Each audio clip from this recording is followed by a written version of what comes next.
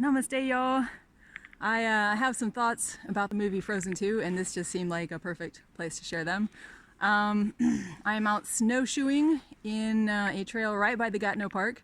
It is a beautiful day in early January.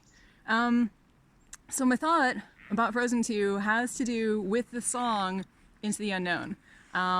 If you haven't seen the movie or you don't know the song, just take a moment and watch that video first. I'll put a link to it either in the info box if you're watching this on YouTube, or in the first comment if you're watching this on Facebook, or in the post if it's on Instagram. So anyway, that movie is such a perfect enactment of the hero's journey, and the song Into the Unknown is such a perfect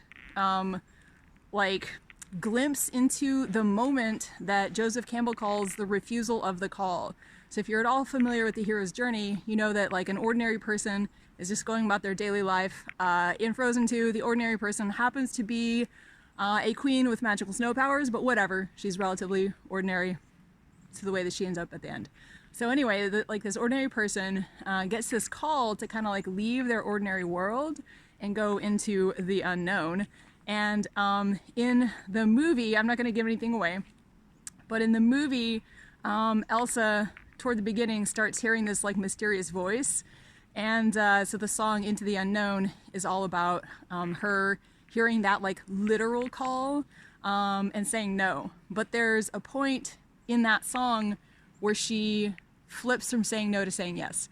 And it's just such a perfect illustration of all the reasons that somebody says no to the call. So again, if you haven't watched it, you should totally watch it. Or if you haven't rewatched it recently, just check that out right quick, because you're gonna see she's talking about all the things that keep us I don't want to say stuck in, but reluctant to leave our ordinary lives. But then there's magic that happens. It's really cool.